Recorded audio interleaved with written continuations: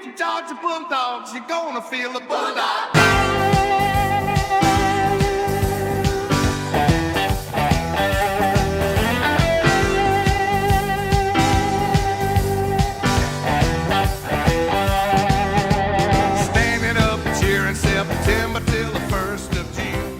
Hello, everybody. Welcome to Row 60, a Georgia football podcast. My name is Clark Gaines. Joining me today, as always, is Adam Thornton. Boom! And a very special guest, Mr. Heath Holland. Sir, give it up for him. Give it up for Heath. Welcome in, Heath. How are you feeling tonight? I was just waiting on the boom. I love it, man. Hey, Heath, for those who have been with us from the beginning of Row 60, so let's rewind back 3 years ago after the first national championship season. Heath was actually our first guest on Row 60. So a little Row 60 history here. Yep. Heath Holland, first guest on our show, man. So welcome back, Heath. We're excited to have you tonight, and it's going to be fun. I mean, we're there at that prime time of year. Yes, sir. Ready. Well, thank you for having me, man. This is awesome. Ready to talk some ball, too. Yes, sir. It's about that time. Yes, sir. We're going to do it. Yep. We're going to do it. So go ahead there, Clark. Heath is, I guess you could say, a UGA football recruiting guru. He's in the know. He knows his stuff. Has been following for how many years, Heath? For as long as Adam, pretty much. Since we've been following recruiting since, Georgia football forever. And it just kind of developed the recruiting thing. Really, the 2012, 2013 classes is like when recruiting kind of peaked out. Right. Or not really peaked out, but at the time it had peaked. And we just got really into it. Yeah. And so ever since then, I got in with Greg Poole at Bulldog Illustrated, and I had a little job over there for a little bit, and met some people that I still have contact with, and yeah, man, it's addicting. it's addicting.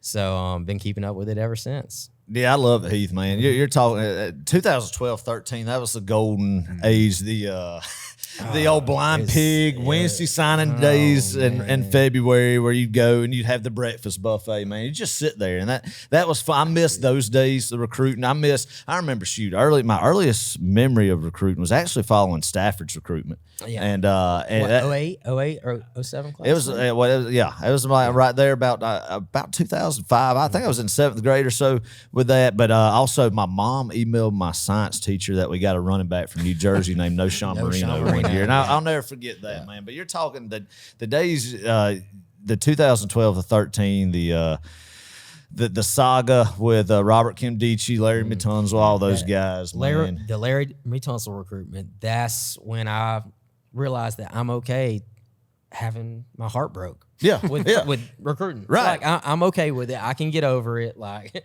the dude committed. He had prom pictures in all decked out in Georgia stuff. Yeah. Interesting. Like, and that's like the Hugh Freeze. I mean, yeah, Hugh Freeze. That's all you got to say. But going back to that, man, of how crazy that was back, 13, 14 years ago in the sense, and what recruit? Oh, well, we know Ole Miss has got to be paying those guys coming. I mean, of course, we knew that guys in Athens during that time too were getting compensation as well, but not to the level I feel like that Ole Miss was giving that recruiting class. But then you fast forward 13 years and we're here with Texas and all this guy's getting $2 million or whatever, So I mean, it's just a crazy time. Let me tell you something, brother. 80,000 would not buy a 5-star offensive tackle today. But it did back then. It did back then. Golly. It's wild, man. It's absolutely wild. But no, Heath is my go-to guy for UGA recruiting news. I always text him, and we have a conversation. We have a group chat. Shout out to Jason and Josh and another Adam that's in there. So if they're listening to this, man, it's something that it continues all year long. I mean, Georgia football talk and recruiting talk, man. Never those sleeps. Guys. I never say, and I love it because I don't have anything to contribute. Those guys are just pumping out like, hey, have y'all seen this guy's junior highlights? And I mean, it's wild and it's fun. It's addicting. I miss what it used to be, but it's still addicting, and it's never gets old to see Georgia at the mountaintop of recruiting. Well, even more so than the transfer portal, or more so than NIL. I think the transfer portal, just like you get kind of attached to these players and like following their journey and everything that they kind of go through at your school. Mm-hmm. And so like at the first sign of adversity, like if a kid bounces, it's like man, I don't want to follow this as much as I used to. But I mean, it's still, to me, there's still something to be had there. No, you know you're what I'm right. saying? Like I agree. these are still the guys. Like on Saturday, that product on the field, it's still recruiting is still the lifeblood. Right. Even though it looks a little different now. That's And right. you might not be following these guys for as long. So it is different though. Well, 1,000%. Yeah, exactly. But hey, it's created new rivalries. It's It's for dang sure. true. I think there's an elephant in the Miami. room of a team that is in Texas and Miami, the big pockets there with NIL. That I mean, the Texas game is going to be so anticipated this year after the events of the past couple of weeks in the recruiting field, man. So it's going to be very interesting to see. But let's see. Clark, you got anything to add?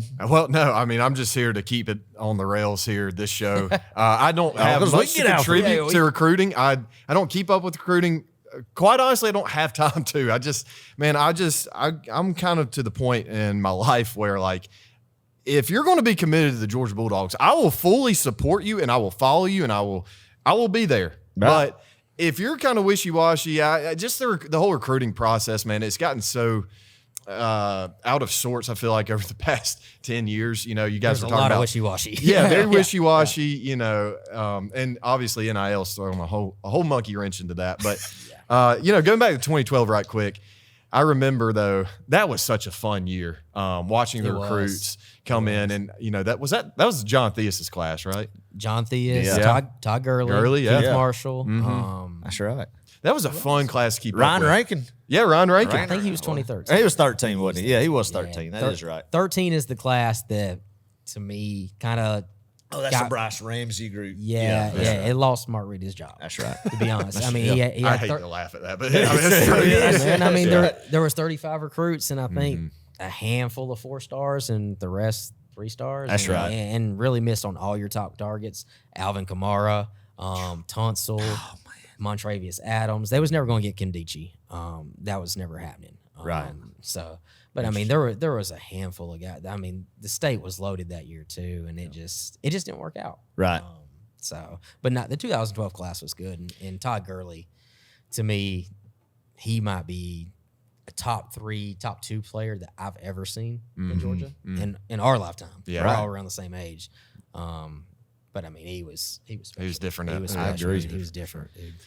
Well, cool. You talk about recruiting too, and you mentioned Alvin Kamara, like a guy that we thought we had, but also one that a lot of Georgia fans don't realize that we were very close to getting was Derrick Henry.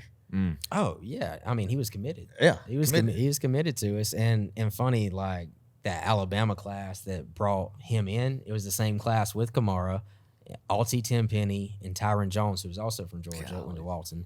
And Tenpenny actually, he ended up passing away, but yeah, I mean, that's right. schools was negative recruiting Saban, saying, oh, they're gonna make Derrick Henry a linebacker, in which he does look like a linebacker, but. Like, dude, that guy is a freak. And then Kamara ended up transferring, and he almost went to Georgia on the second go round, but his girlfriend went to Tennessee. So. Oh yeah. That's gonna win every time. But no, talking about that, I remember we saw Derrick Henry because he was from Yulee down there at Amelia Island, where a lot of Georgia fans stay before the Georgia-Florida game, and we were getting some nugget tray to go down to Jacksonville to start tailgating, and there was Derrick Henry right there in the Chick-fil-A in Yulee, and we're like, come be a dog, all this stuff. He would have been a senior or a junior then, I think, the year we saw him. But anyway, He's a mutant. Yeah. that's what's neat is to think the what ifs too. I mean, that's why we love college football. Is also just the what ifs. If so and so would have came here, how would it look different? And now we just Caleb get Downs. the Caleb Downs. Yeah. So that right there, we got to talk about that. Yeah. All right, before we get into this, right quick, I just want to get an opinion from each of you. Who is the biggest what if in Georgia football recruiting to you? Oh, my gosh. Golly, Um, I got to think on that. I'm going to say one that's interesting. Deshaun Watson. Was he not pretty high on the Dogs there for a while, and then towards the end? I think no? Chad Morris had him from the beginning. Really? I don't think that he was ever going to go to Georgia. Okay. I think that Clemson offense, he was sold on it early. I think if he would have went anywhere else, it would have been Auburn. Okay. I mean, yeah, we could have recruited him Yeah, if we would've- earlier. Yeah. But, I mean, I I don't think it changes too much. Okay. In the grand scheme of things, in my opinion. I don't think Georgia ever had a shot at him or Trevor Lawrence. Okay, I disagree with you I don't there. know about that. I don't know about Heath might have some intel on Trevor Lawrence because I don't know. I know that it got down to Georgia and Clemson there. And it was a 2-team race throughout the whole thing. Yeah. And I think Georgia had leads at certain points in that recruitment. And Dabo just got it done. And that was when Kirby had just, had his first season. And Clemson was on top of the world at that point. Yeah. So they got him. They had an awesome class that year, and he won the national championship as a freshman. Right. But yeah, man, that one got pretty close. From what I heard, and this was when I was working with the team, yes, it did come down to Georgia and Clemson, but ultimately, from what I heard, Trevor Lawrence said, "I'm going to Clemson because Georgia seemed really high on Justin Fields at that time, because obviously that was the big. I don't know. Well, have you heard differently? Well, see, Trevor Lawrence committed to Clemson before Georgia or really anybody else was all in on Fields. Right.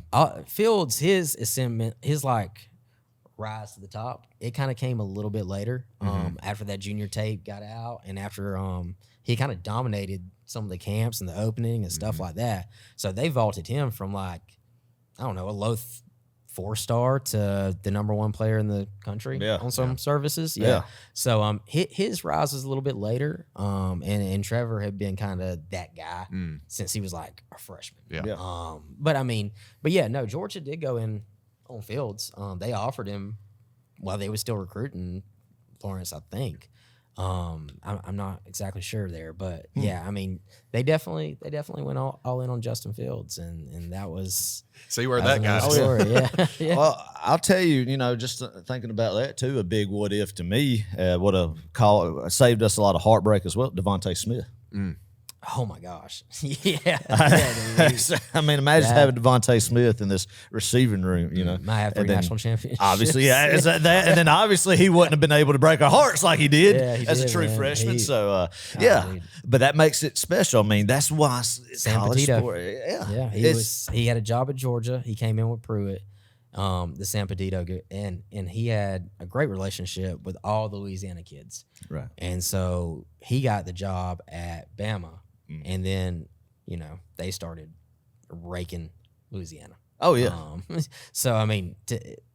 Bama's the one school that can kind of pull a kid from Louisiana at that time. And part of it was Saban, but part of it was the Petito guy. And he had a great relationship with him. And when Pruitt left Georgia, he left. Hey, look, that's the insight that Heath provides right there. Stuff. Y'all have never heard that before. I've never heard that before, but that's good stuff right there, man. But that's why we love it, is because you go from about having a kid on your campus play for you to him catching the game-winning. Breaking your heart. Yeah, breaking your heart, winning the national championship against you. But let's get to this year's rendition of it, man. I'm excited to talk about this group, obviously. Georgia went on a tear here the past few weeks. And let's start, to me, the elephant in the room, and in my opinion, is Jared Curtis, in the sense of just a quarterback, a 5-star quarterback coming in, obviously between Georgia and Oregon there at the end, from my understanding of it. And to me, he's got the best arm that's Georgia has signed since Stafford. Really? It's something to behold. And that's the reason why these colleges, they think just like the ranking services and was like, that's the guy. Yeah. That's the guy this cycle.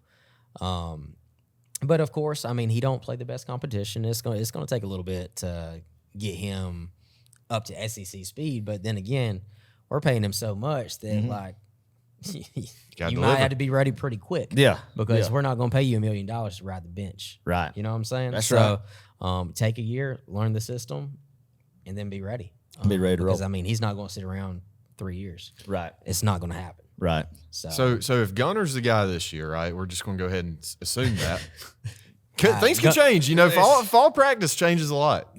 Gunner's the guy. I know. Gunner's Yeah. But let's just assume, let's play a little, hypothetical here.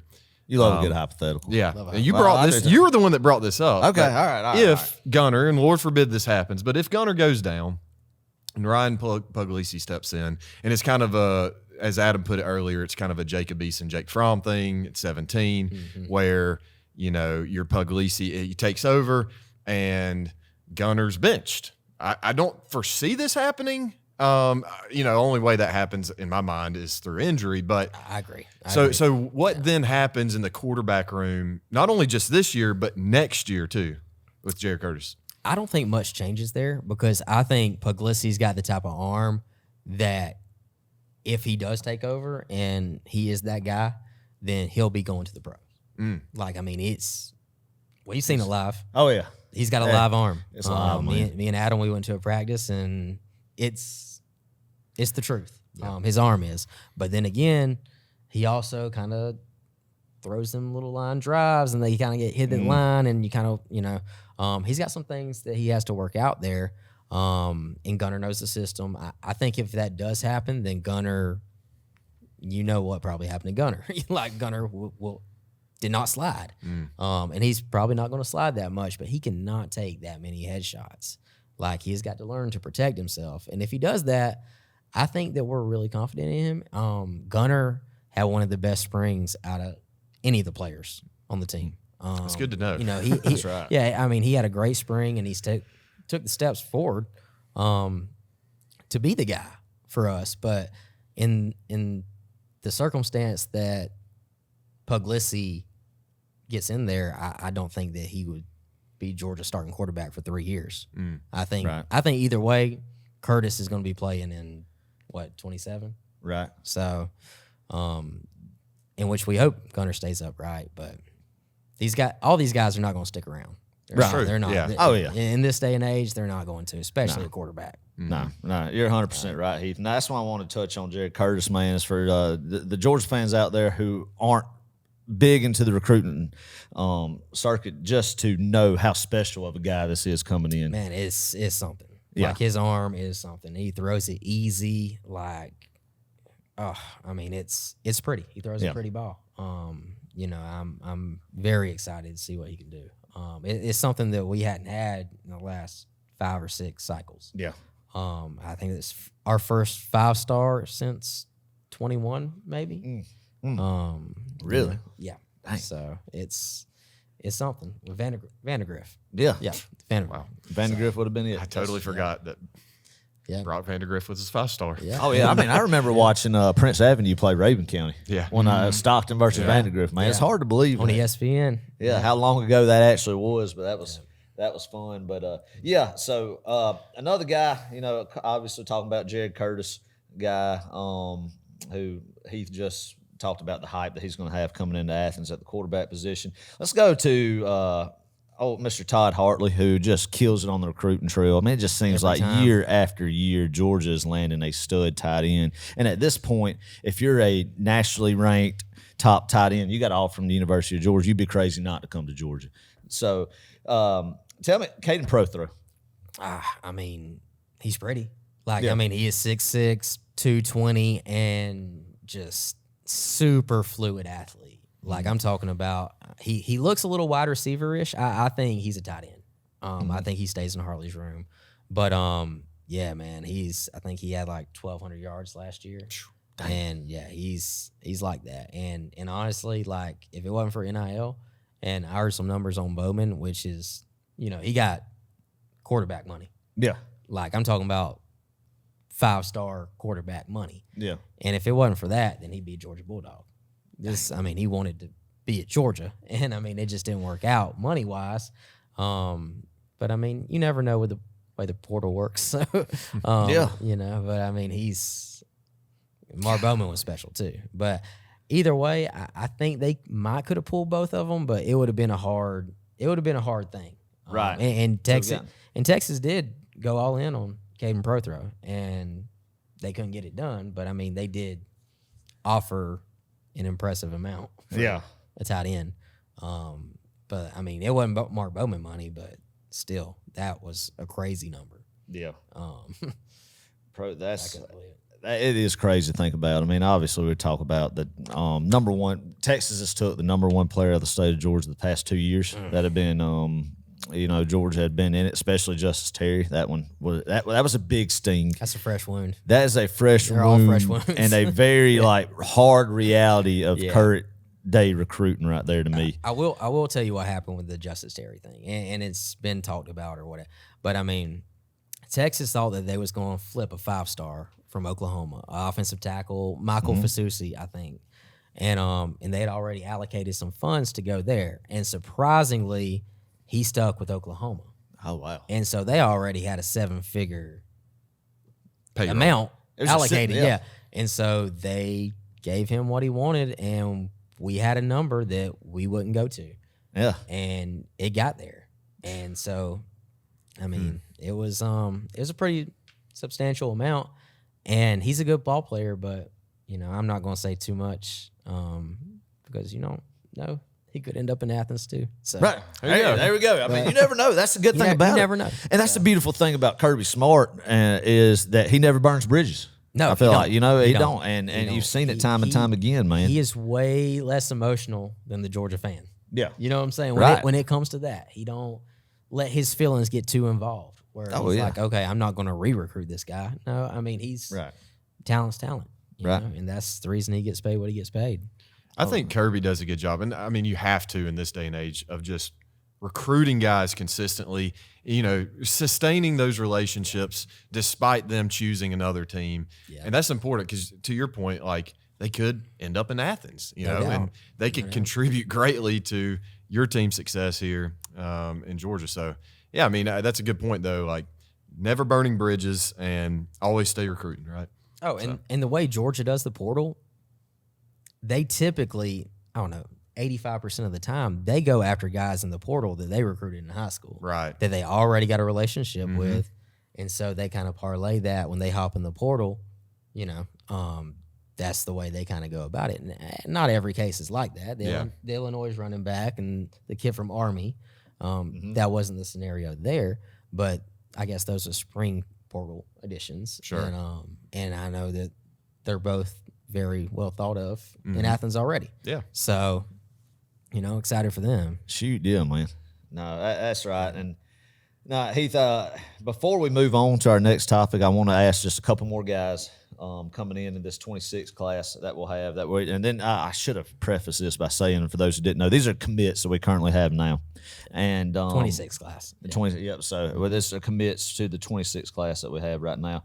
So another guy that I wanted to touch on is, kind of, and correct me if I'm wrong, there's been some running backs that we kind of had I felt like we didn't get our number one target guys in some cases. Would that be fair to say this cycle? Yes and no. We wanted Derek Cooper. Right. Georgia wanted Derek Cooper, and they wanted him pretty bad. They didn't want him as bad as Texas. Right. When it comes to the money deal.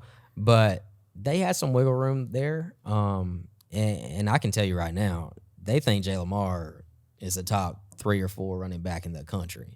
Yeah. They are way higher on him than the rankings. And to me, his film he looks special. And he hasn't played that much ball. Right. He's got a lot of tread on the tires. So I'm excited. I'm excited for him. And he looks, he can go. He's like a high 4.3 guy too. Hey, well, he can roll. Was it you or Jason who sent a video of him I'm today? high on him. Today in our group text, man. And that's where I was going was Jay Lamar. I want to ask you about him. And a guy who's playing high level South Georgia high school football. I'm high on him. Down there in Colquitt County. I'm high on him. Yeah. To me, I think he looks better than Cooper. Oh, there we go. To me, that's I get it. Cooper plays very tough competition too, but so does Jay Lamar. And Jay Lamar is, like I said, he had some deals in school where last year was like his first year playing varsity football. Yeah. You know what I'm saying? So he has a huge ceiling to me. Right. And he looks the part, and I think it's going to work out there. Awesome. I'm excited for him. And then last class they lost Chroma at the end.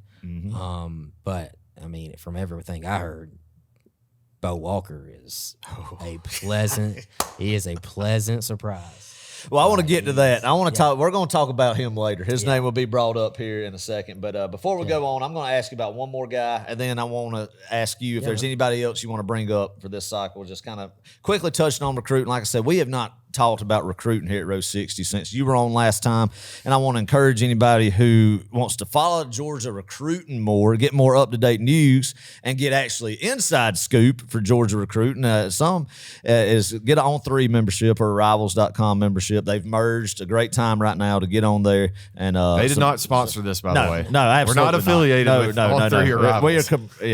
No, absolutely not. Those guys Everybody does a great job. A whole lot smarter than we are. But they work their tail off with getting information on recruits and stuff, and that's where you can go and meet like-minded people on the internet there, and just get up to date too. Oh yeah, some crazy people too. So I mean, it's just Saturdays entertaining in the time. fall. Yeah. So that's where you need to get your recruiting news. But I'm glad Heath is able to share a little bit. A guy I personally am intrigued by. I'm intrigued by the name. I'm intrigued by the potential of what he could be if he comes to Georgia. And I'm intrigued with everything that's surrounding around him. And we don't have to dive into what is surrounding around this man. But Seven Cloud, man.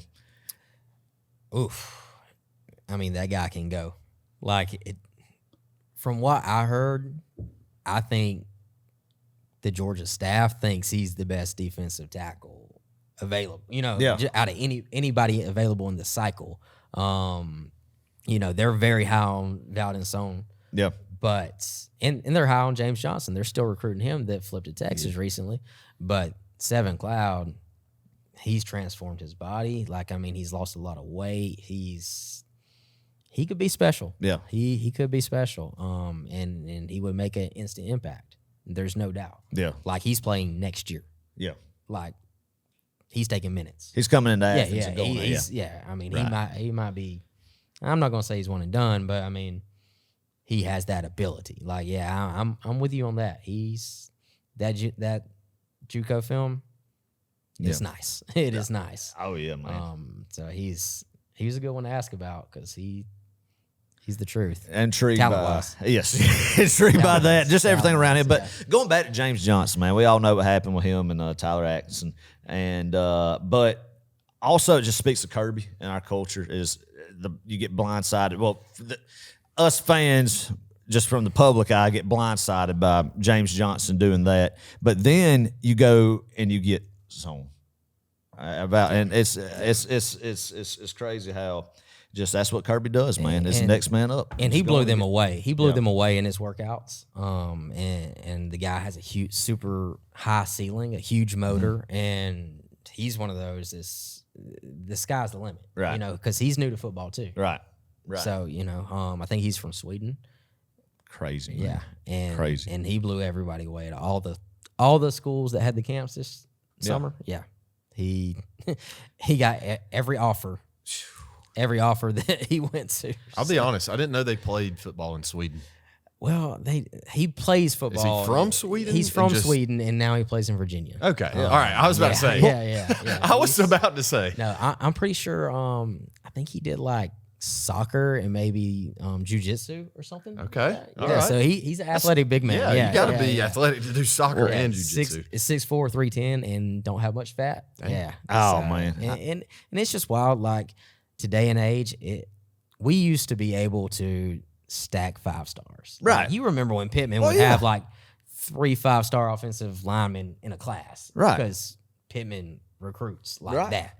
And you're just not able to do that now. The deal with Cantwell, if Cantwell would have chose UGA and they would have paid what he got, which was substantial, really, really substantial, then I doubt Akini Ogboko would be in this class. And, he's a top 40 player overall. Right. And his brother's on the team, and he's got a super high. Honestly, I think he has more of a tackle body than Cantwell. Mm-hmm. Everything about him kind of says left tackle. And Cantwell, to me, he looks like a, super great right guard, some type of, or maybe right tackle.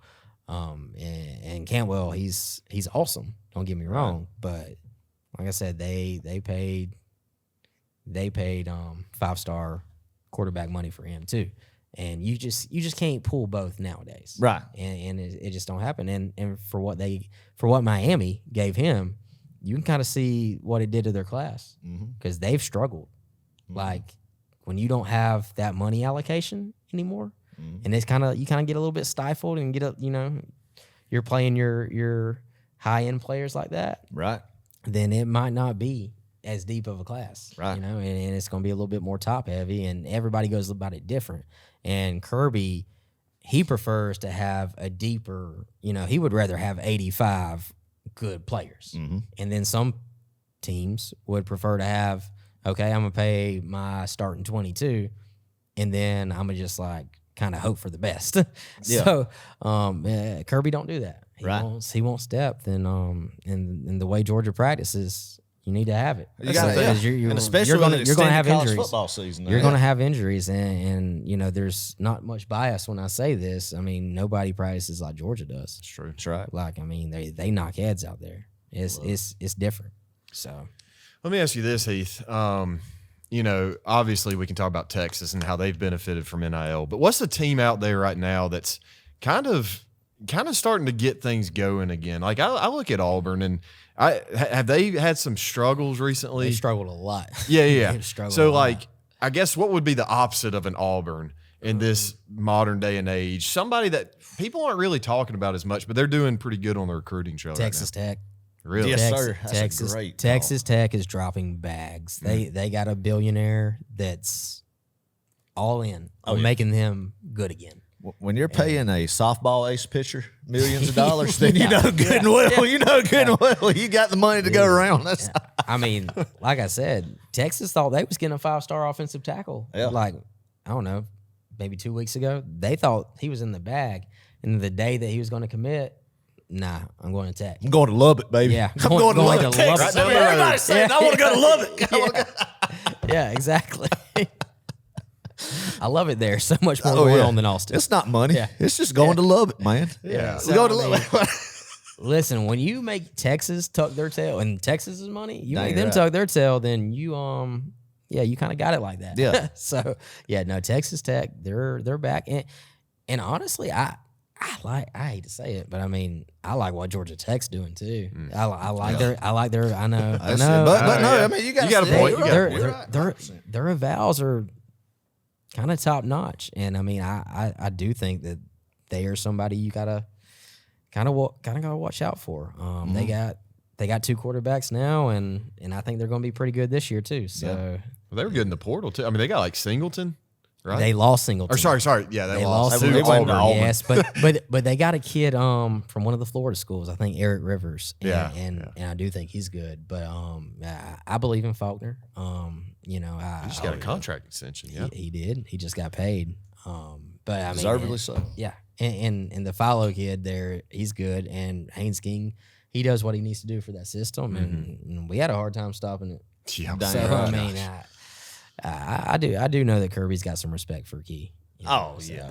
You'd have to, man, as a football guy. And Haynes King's not going to be playing on Sundays. And he knows he's not going to be playing on Sundays, but a dang good college quarterback. When you talk about from a leadership standpoint. Tough kid. Oh, yeah. I mean, a Tough guy kid, that, I mean, he's going to fall down and get 3 or 4 yards after contact. He's going down frustrating. when He was, runs. he was frustrating to watch, man. He'll just when you're a Georgia fan. take it and take it up the A gap. Yeah, no and get doubt. about 4 yards. No I mean, doubt. it's, No doubt, man. so, yeah, I mean, we're going to get to that conversation right here. But that's all really got some I had good about vibes. recruiting. Heath just wanted to kind of just scratch the surface for viewers of our show and really kind of redirect them where they could, if they want to follow more recruiting, where they could go to.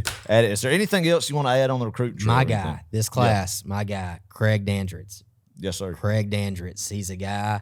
He's a low 4-star from one of the Atlanta schools, Cambridge. And this guy, he is so much better than his ranking. Like, I think he's like the 30-something ranked kid in Georgia. I don't know. There's 5 kids in Georgia that's better than him. Dang. Like, I mean, he's a wide receiver. Yeah. He's a little thin. Maybe that's the only knock on him. I mean, he runs crisp routes. He can go and get the long ball.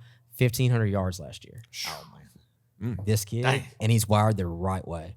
Yeah. Like, that is my guy, this class. All right. You say he's from Cambridge? Yeah. I know somebody that coaches at Cambridge. I'll have to ask. I love it. Hit him up. I love it, man. I'm sure you'll like what you hear. Yeah, There we go.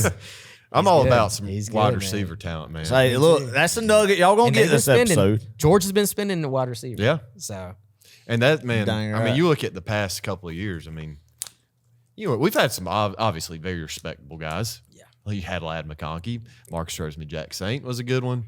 Arian Smith, though he dropped the football a lot, he was a great route runner, speedster. Hey, But Lad, they're seeing. I don't even that 23 team if he would have ever been fully healthy. He wasn't healthy the whole year, pretty much, man. And it really. But we just haven't had that dog. I mean, you could argue Pickens would have been that for us had he not. I mean, Towards ACL, the injury bug. But yeah, we just haven't had a dog, man. And do you foresee a guy like Noah Thomas or Colby Young coming out here this year and just more or less taking over? I think if there's a guy that's going to take over like that, I think Zachariah Branch. Okay. I mean, he can go. And from everything I was worried about him coming from USC with it being such a drastic culture change. Oh yeah, because the way they do things out there is not the way they do things out here at all.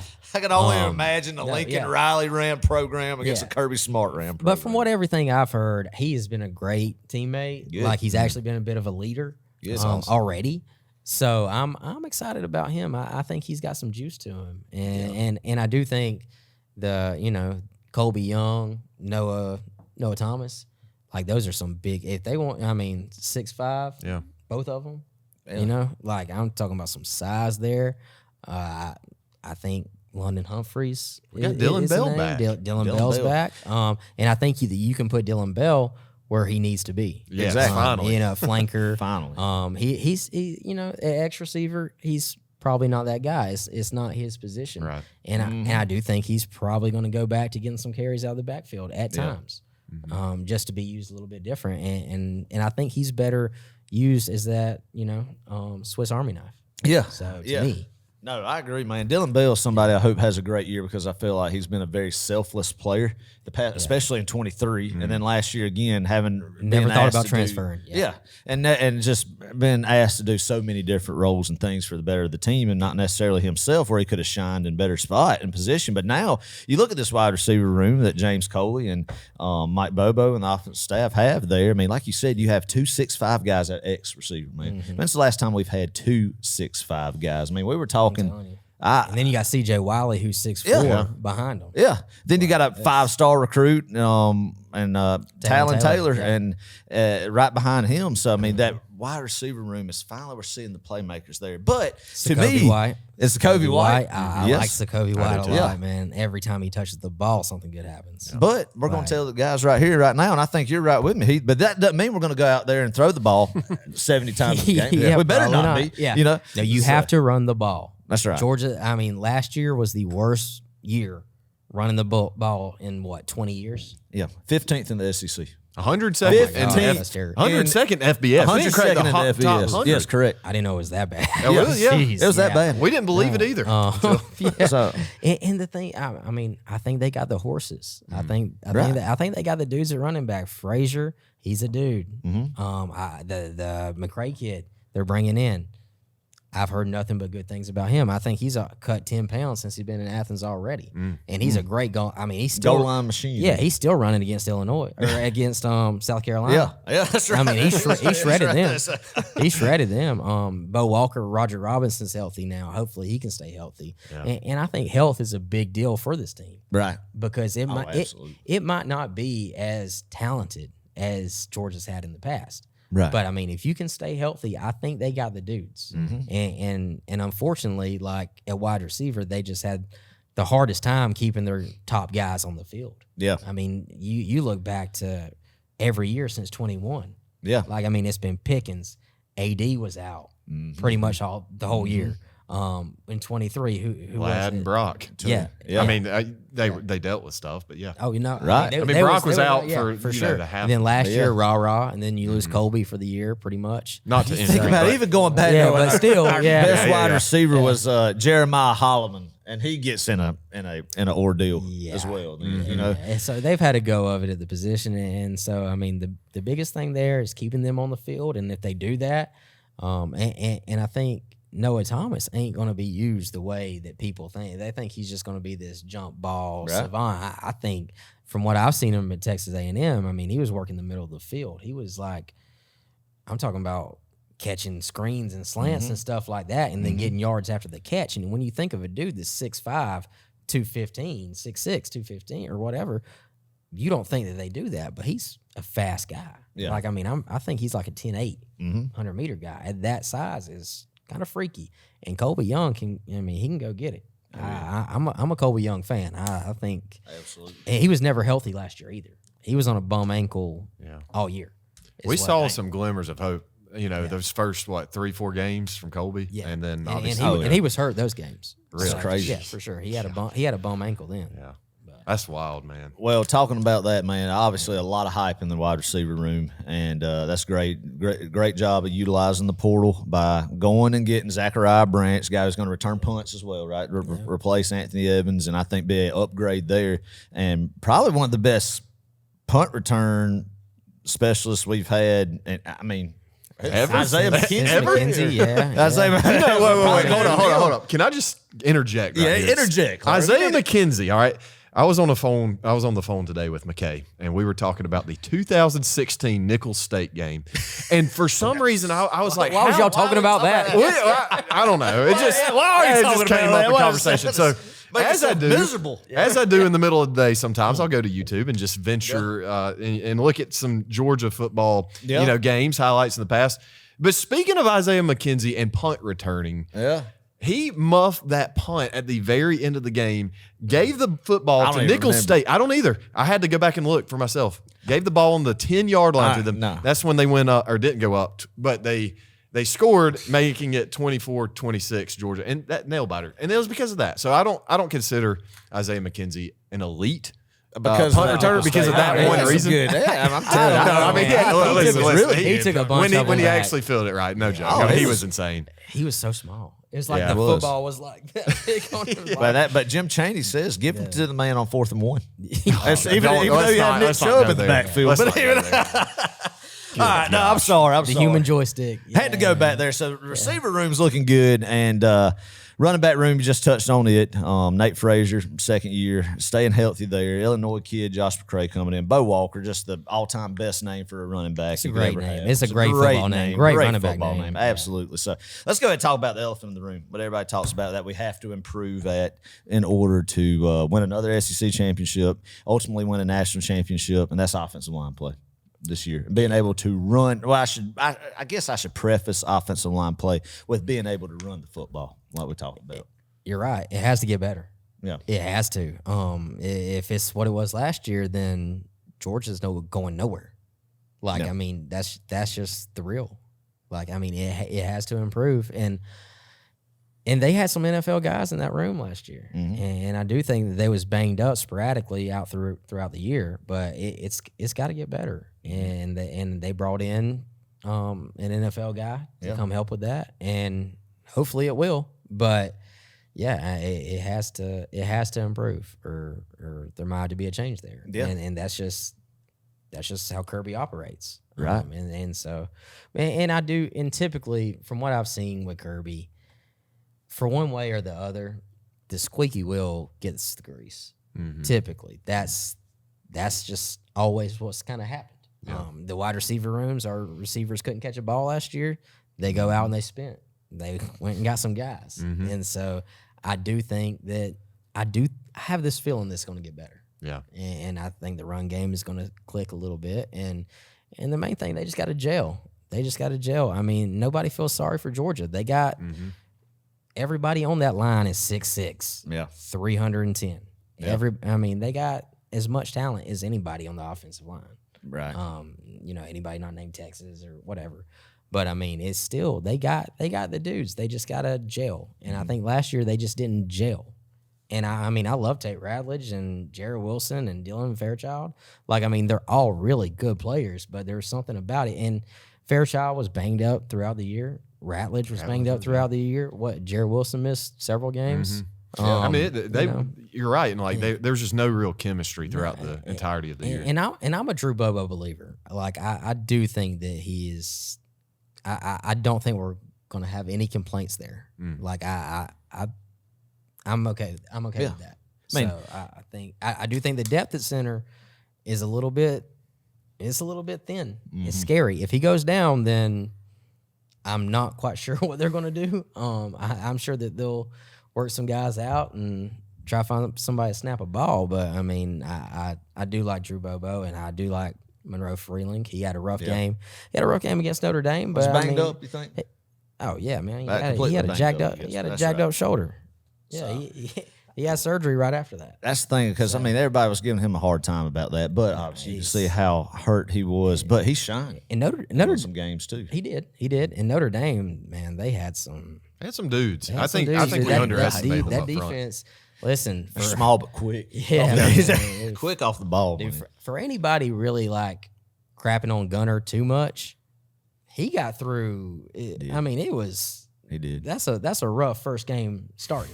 Right. Like, I mean, from what you saw at Notre Dame, what they did on defense to some teams after they played Georgia, I mean, I thought Gunner was pretty commendable. He's got to limit the mistakes. Like He's green. yeah, still, he you is know? he is green, but I do think that Kirby wouldn't throw somebody out there that they think is going to make a bunch of mistakes. Right. That is not how Kirby Smart is wired No. at all. And I think most importantly, at least at quarterback, like Kirby has always been about the leadership as much as the talent, you know. And I think Right. Gunner is rising to that occasion. I watched him at SEC Media Days. I'm sure y'all did too. And, you know, just well spoken. But Yeah. I heard Josh Pate not off camera, but I mean, he was on camera talking about how Gunner, you know, he portrays himself as this just real sweet guy, you know, very humble. And I'm sure he is. But like off camera, Pate said he's got some dog in him, and, Nah, and there's man, there's an he's- edge to him. And dude, that's what you got to have. You know, you got to have that. And that's what Stetson had. I think more than Chip on anything, his shoulder. that chip Stetson on his did have a shoulder, and you know, Oh, I don't know. I'm listen. excited to see Gunner. though. Listen, from everybody I kind of know up in that Rabun County area, Gunner, like, he might put the all shucks Yeah. thing on, but dude, Gunner is a competitor. Like anything that he does, like He's a he's winner. competitive. Oh yeah, so I mean, yeah, he's got some crap to him. There's no doubt. Like Gunner will compete. The more I think about Gunner Stockton leading this team, the more excited I get, because not to just harp on the past, we've done this enough here about the last guy that was there. It was evident what happened when that team came out of that locker room the second half in Atlanta against Texas, and how it responded, and the natural love for that guy, and the selflessness that it seemed like that Gunner Stockton had, and how they rallied against him. That speaks a lot about the chemistry he'll bring in the locker room. And what I like about Gunner, and I'm no QB guru, but at Georgia and what Kirby Smart's program, you don't have to have a Cam Newton or a Joe Burrow to win a national championship there. You have somebody that can't just force stupid turnovers, and then you add in a guy who can get off the edge and get 5 or 6 yards in a 3rd and 4 situation to pick up a first down. And then if you get the running game established like we talked about, and it opens up, and I love Gunner Stockton's deep ball, man. And with this group of He throws a good receivers deep ball. and been the accuracy with that, and being able to hit on that is something I'm excited about. And really what I think, if he just does those things well, then it's going to be a successful year with him. Yeah, he throws a good deep ball. He throws a, I mean, to me, I think he throws a better deep ball than Beck. Beck layers the ball very well. Like, I mean, it comes out pretty. Right. But I mean, Gunner, man, when he has time to drop back and just go ahead and rip that thing, Right. he's very accurate too. Like, I mean, I like it. I like it. I like it. I mean, that's the reason I think that's kind of Colby Young's bread and butter. Go get that deep ball, and I think him and Colby have a lot of chemistry. That's a good point. Yeah. And to what Adam was saying too, what I like about Gunner, man, yes, he can get you some yards, but you know, think about this Mike Bobo offense is there's a lot of play action. There always has been. I mean, you go back to Aaron Murray, like tons and tons of play action, tons of rollouts, tons of bootlegs, right? Yeah. And if nothing's there, Gunner has the ability, like unlike Carson Beck, unlike you know some of these other guys, to tuck it and run on those kinds of plays, right? It's not just the drop back, step up in the pocket, oh nothing's there, take off, run. It's also the bootlegs, right? Getting out in open space and using your legs there. That's when I think Gunner can really shine, especially using his legs. Yeah, and I mean, there will be more design run plays from the quarterback. You know what I'm saying? That's there ought to be. Yeah, exactly. I mean, you got a guy like Gunner Stockton. He's itching to do it. Yeah. So I do feel like there will be more of that. And I mean, there was a lot more on the RPO stuff. I mean, there was a lot more opportunity for Beck. He had the opportunity to run last year more than he did. I mean, he's not a slowpoke. No. I mean, he's a basketball player too. You know what I'm saying? So I mean, the guy could do it. He didn't do it. And I do think he changed a lot of plays at the line. And so I mean, I'm not gonna go in too much on that, but I mean, we can read between the lines. Yeah. So no, you're right. I think Carson Beck did have some plays where he took off in the pocket. He looked a whole lot more athletic than you would have thought. But he's an athletic guy. Absolutely. And Gunnar Stockton's a guy, I think, who's obviously said he's not going to be Michael Vick out there, but when he needs to create some stuff with his legs, he'll be able to do it. I'm fired up about this Georgia offense. I think I'm fired up about the offensive line with, is it Phil Rauscher? Is that his name, the old Jacksonville Jaguars guy who came in helping kind of consulting with the offensive line? Then you get John Lilly back in the building. John Lilly, interim offensive coordinator 2 times during the Mark Richt tenure. When did he join? When Rauscher did. Yeah, this past offseason. What, January? Yeah. Okay. Lilly's back. I missed the John Lilly news. Lilly, who was the offensive coordinator during the Belt Bowl in 2014 when Nick Chubb ran wild. He was also the offensive coordinator the next year during when Georgia beat Penn State. Well, it's on the wall right there. 24-17 in the Tax Slayer Bowl. When Brian McClendon was the head coach where Kirby came. That's it, yeah. And John Lilly is the reason why Roquan Smith went to Georgia. There we go. Yep. So that was one of shout my out John Lilly. That was one of the most bizarre. Going back to Roquan right quick, that is one of the most bizarre recruitments I've ever seen. Like recruiting days, I should say. No, that was a good wild. memory too. It was weird because like UCLA. do you know about that story? Because I heard like he literally did not know where he wanted to go on commitment day, and he just I don't know, pulled something out of thin air. All right. So what happened? He goes on ESPN, national TV. And he puts on that UCLA hat. And then he goes to Jake Roos, who works at On 3 right now. He worked at Rivals at the time. And so he has a great story on this. But I mean, before that news even leaked about the Falcons, the defensive coordinator for the Falcons, Ulbrich. Yes. Yeah. So Ulbrich was leaving. That's right. Ulbrich was leaving UCLA, and he was going to the NFL. And so before that news even leaked, he told Roos, like, I don't know, I'm having second guessing. I'm second guessing already. I'm not signing right now. I don't know. I still need to talk to my family, stuff like that. And so I was like, that's kind of weird. And then about 30 minutes later, that Ulbrich news started leaking. And so since Roos already had that intel that before that even leaked, I was like, oh man, this kid is not going to California. Not going to UCLA to play for Jim Moore Jr. Because back then relationships was everything. Yeah. Now it's not really. There's still a good bit. You got to recruit the kid and their family to get them. But back then it was everything, and Roquan was super close to Ulbrich, and they didn't notify him at all. And so they thought that he was going to get that signature in before he went to the NFL, and it never happened. Wow. And so he never signed anything. He just showed up at Georgia. So he literally signed no letter of intent. No. Oh, I remember being at the pig when he committed to UCLA. Yeah. That was just like, that was a rough one. But He's so good. He's so good. Just think about how close you were to freaking Roquan Smith going to UCLA and playing in the Rose Bowl, but not the Rose Bowl we remember. Hey, there was no portal back then either. If he would have went to California, he's in California. He's done. I mean, you wouldn't have had them historic stands right there, man. The Rose Bowl. I mean, shout out Jake Roos. Crazy, Jake Roos. Shout out Jake Roos. I love it, but I mean, we touched on that. Heath, let's go to the defense side of the football real quick. Defensive line.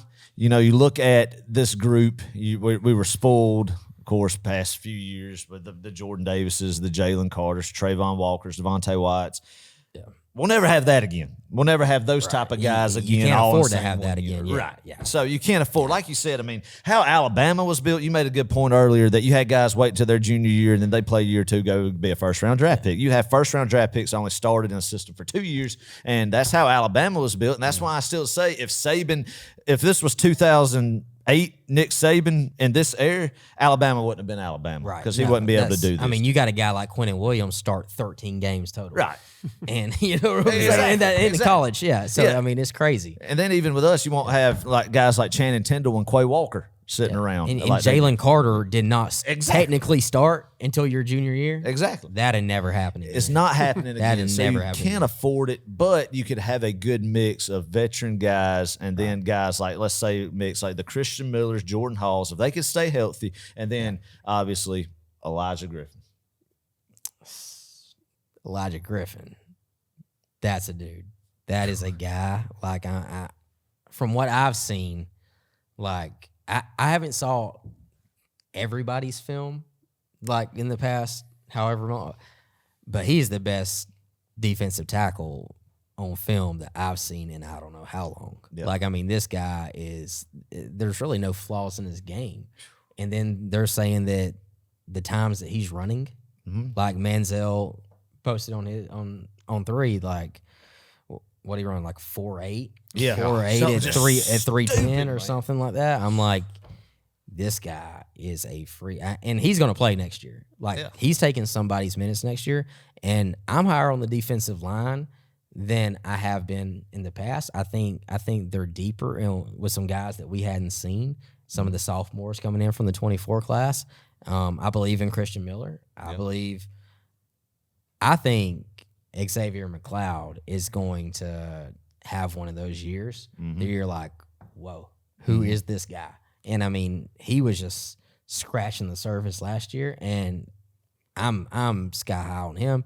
And Jordan Hall, like if he stays healthy, he can go. He can go. He can go. Been plagued with injuries, man. A lot of high hopes coming in with him. It's been tough. It's been tough. How there. about Nazir?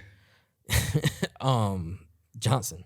Nazir Johnson, yeah. Not He's- Stackhouse. Yeah, No, he's- not that's my his guy, Nazir That's Stackhouse. his He's guy. got If y'all don't know, Yep. Nazir Stackhouse, he has moved on from the University of 2 Georgia. years in a row, I went on that. Oh, that was embarrassing.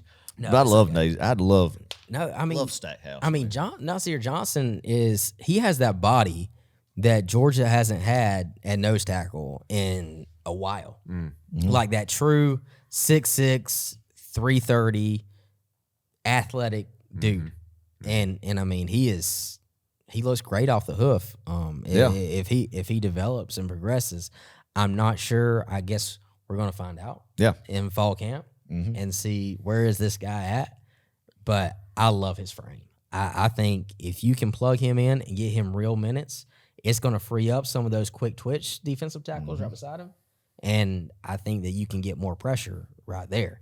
And I think Christian Miller, you might have to play him or McLeod a little bit at nose. I mean, but they're a little bit undersized for that. And they can make it work. It's not that big of a deal. But if you got a body like Nas Johnson up there, and it's just going to free up those linebackers to go and knock somebody's head off. Yeah. Like, you know. Yeah, we really that haven't linebacker had battle. that since Jordan Davis. And I mean, Right, it took right, Jordan right. Davis quite some time to develop into the Jordan Davis that we know. Yeah. Right? I mean, it wasn't an immediate thing, but I got you. Yeah, I tell you who I like. I haven't heard anything about him. I just, when we went to that practice to look at him, passes the eye test, is old JJA. That's what I call him. Oh, Joseph Jr. Yes. Yeah. I can't pronounce his name. No, and I do think he would have got more run last year. He was banged up and got hurt and had surgery, foot surgery, and I do think that he's wired the right way, and he's a guy that's not talked about. I didn't even mention him a while ago. I mean, he's a guy that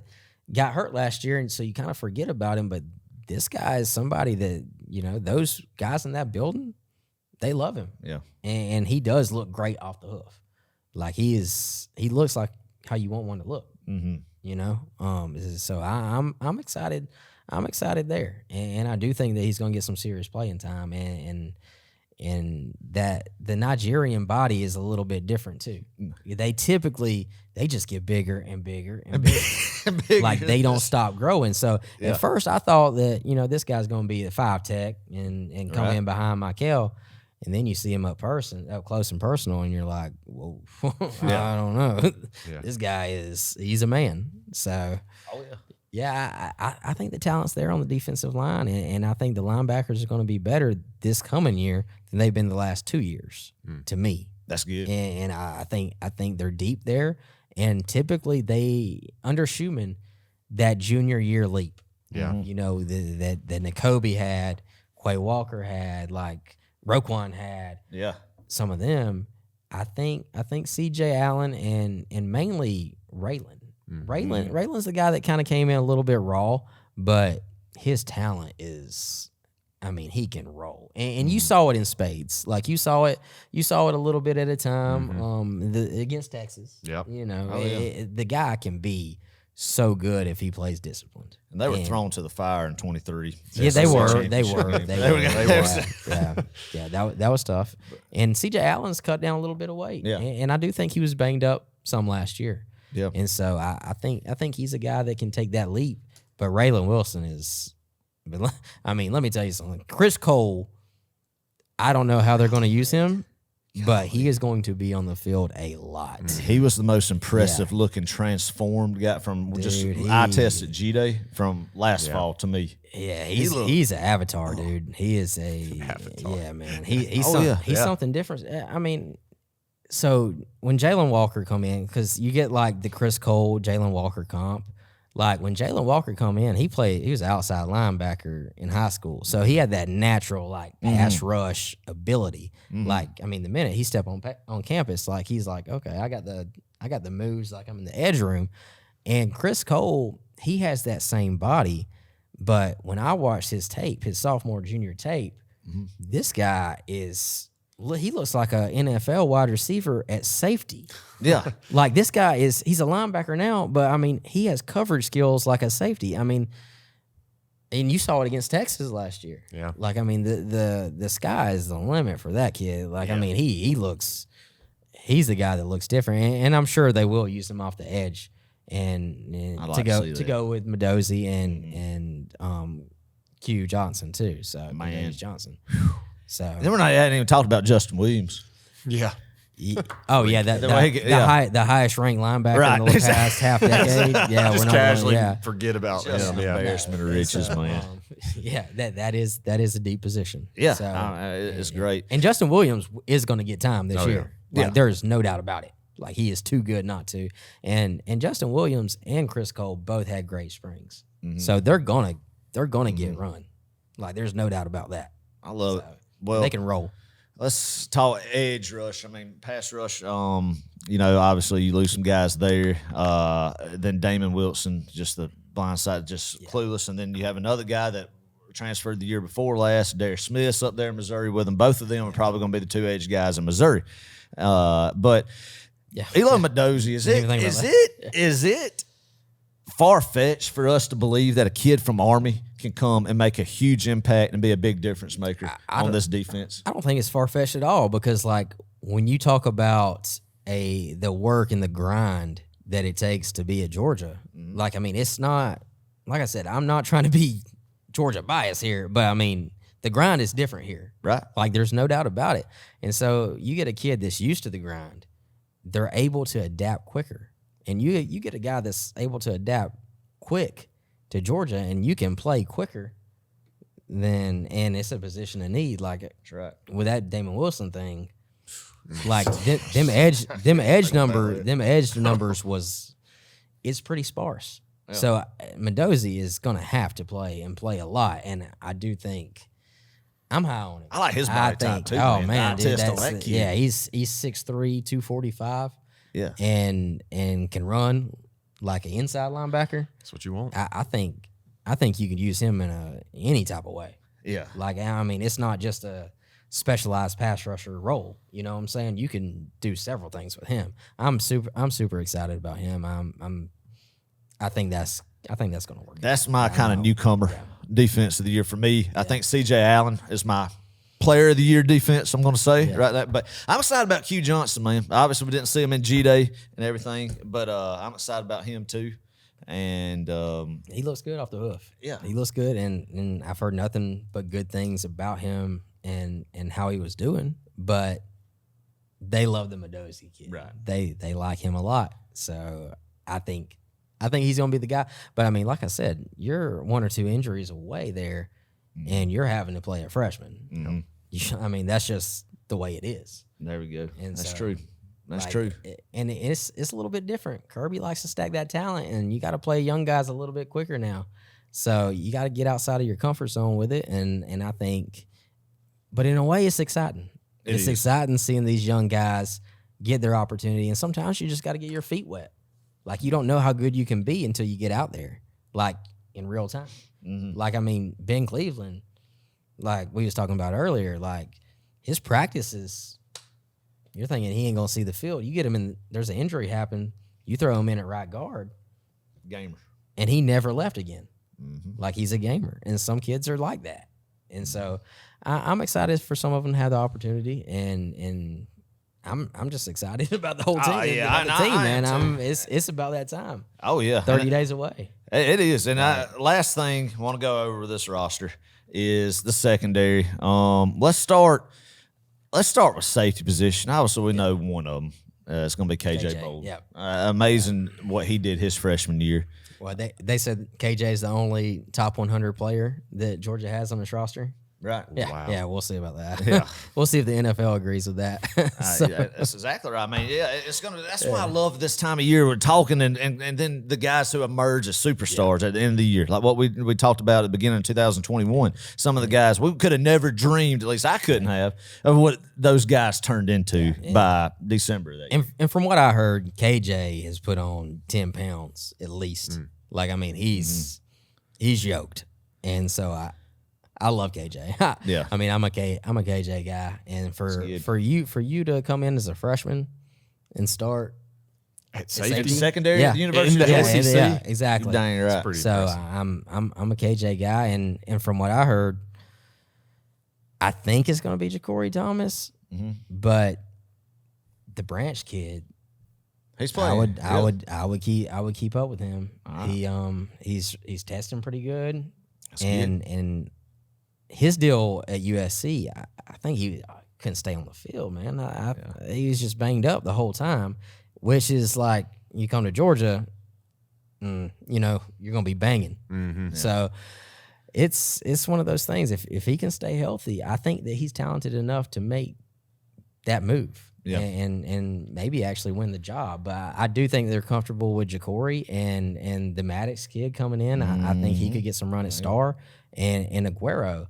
That's what I was going to ask Aguero- you. We good Aguero's- with Aguero at star? Yeah, I do think so. And star is a position that takes a while, right? So, I mean, like Ty Key, he looked pretty average there for Yes, 2 he did. years, right? Yes, he did. So, and then 2023 happens, and he is so good that you can put Javon Bullard back there with Starks, right? So, and so sometimes it takes for that light to come on, and so you start like, instead of you're attacking instead of reacting, right? So if he can get to where he's comfortable and enough with the defense where he don't have to think about it, and he can just do what he does best, and that's run a 4-4 and pop somebody. Yeah.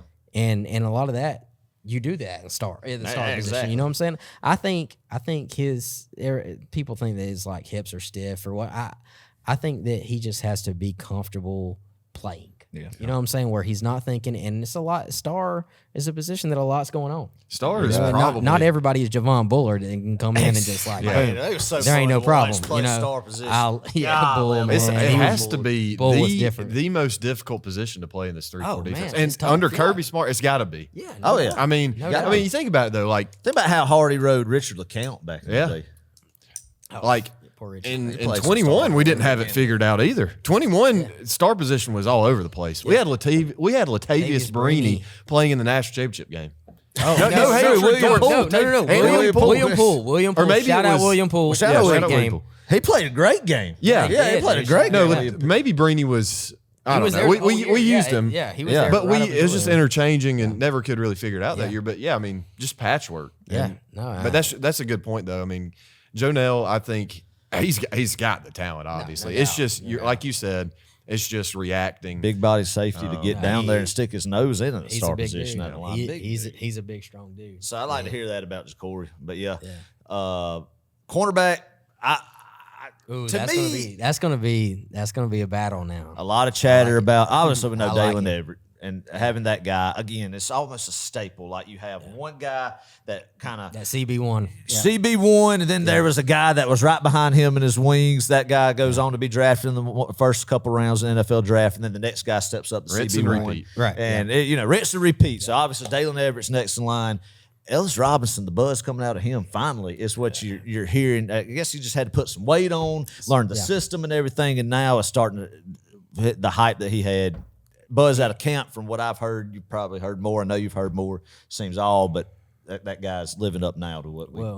Well, I mean, at this point, like camp gets started in 24 hours. Like, Oh, shoot. Yeah, you're right.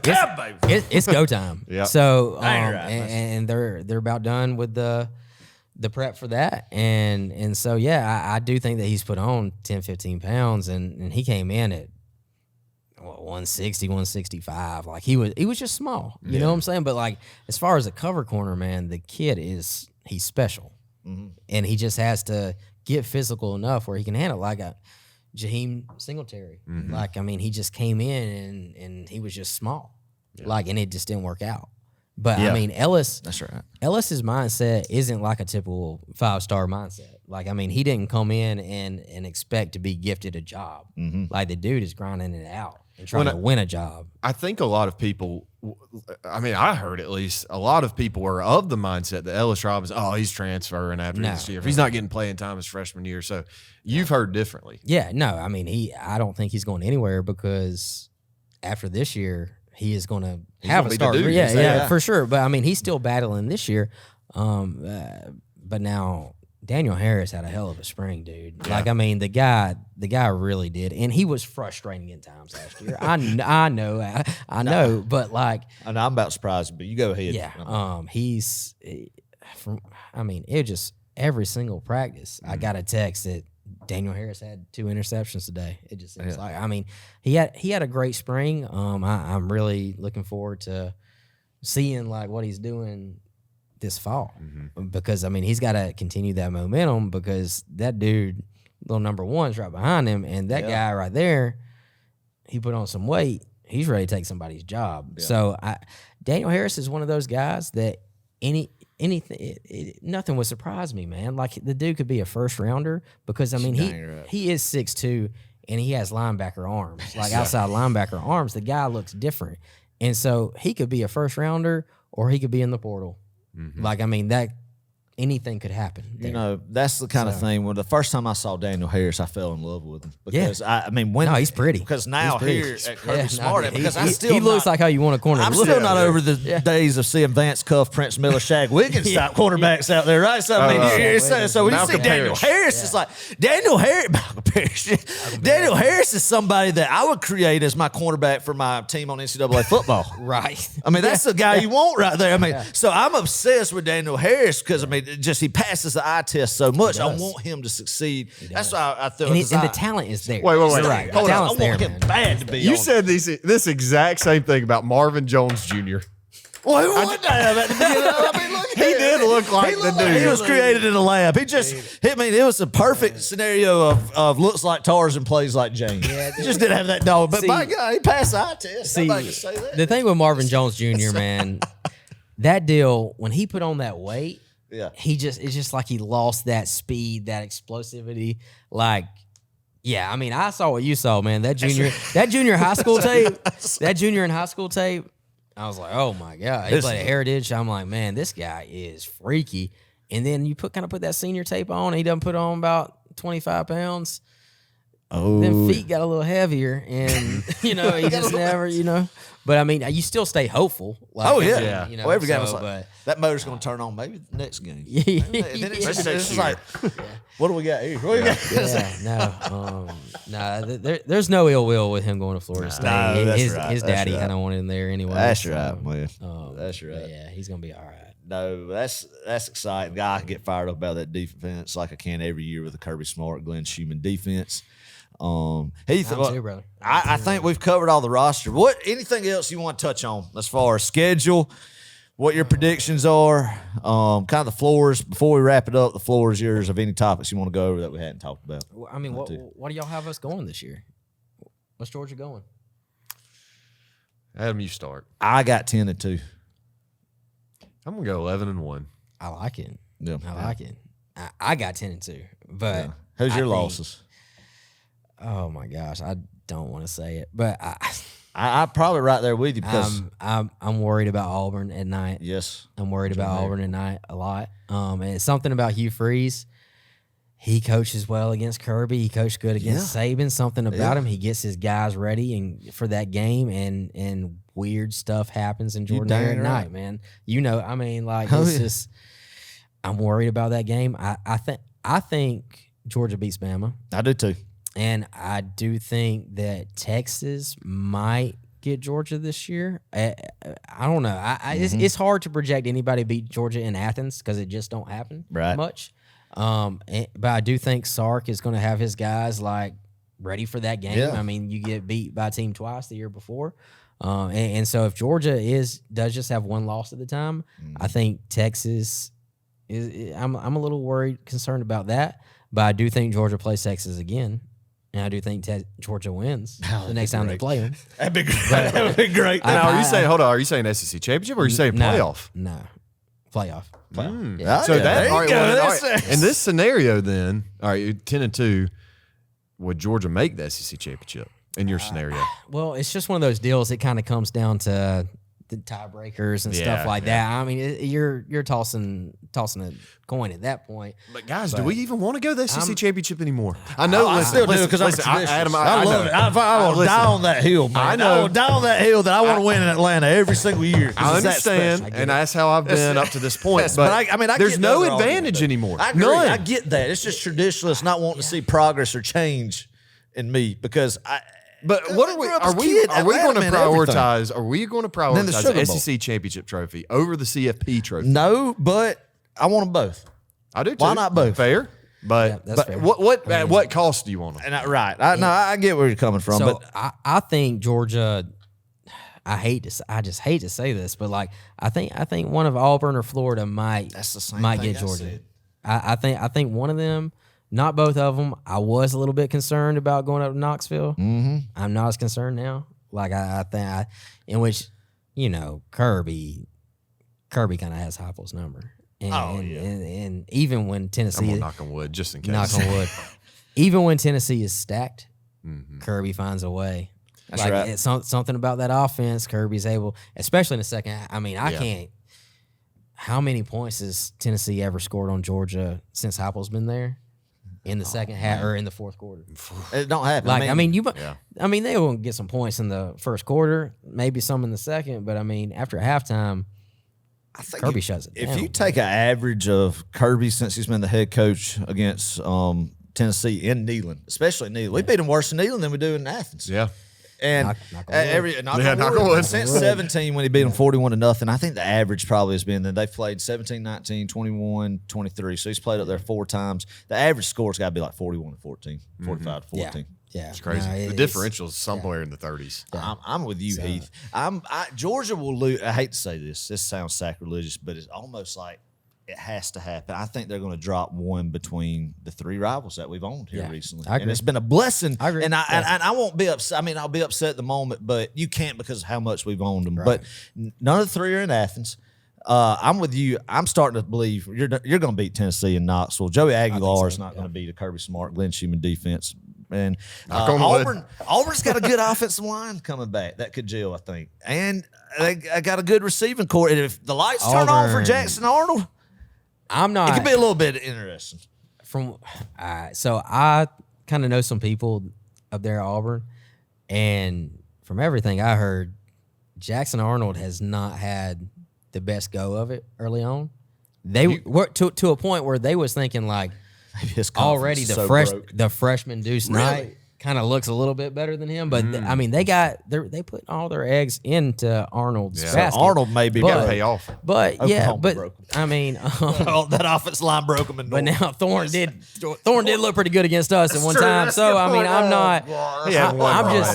I'm not saying, but I'm just saying.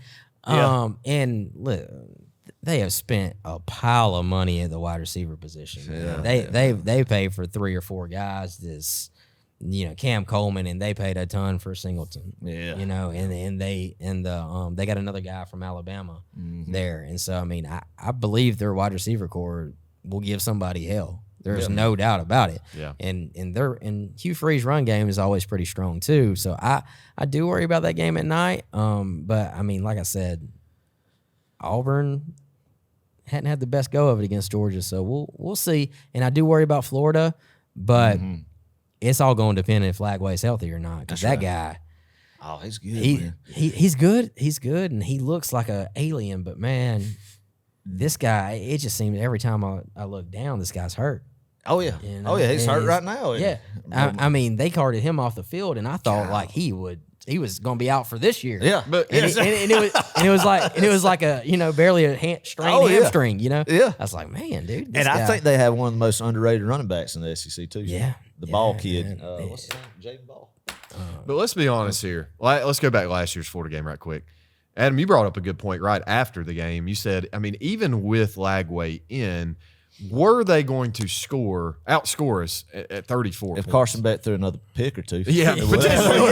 Yeah. But I mean, how throw likely 6 would that- interceptions. Yeah, that's true. Yeah, but no, you're right. I mean, this year. But now I'm looking at how he did as a freshman. I mean, he turned their season around. He did. When there was no hope, Yeah. and coming in as a freshman. If he don't takes miss, that yeah. step this year and the confidence, man, and they get rolling. I mean, that's what I'm so excited, and I love college football right now more. So, I mean, yes, everybody's like, oh, NIL's ruining it. But no, look at the Big 12. The Big 12's fun to break down. If When you you look at tee it. up, when you tee it up on Saturdays, you forget all about that. That's Right. true. Like You do. that's, You do.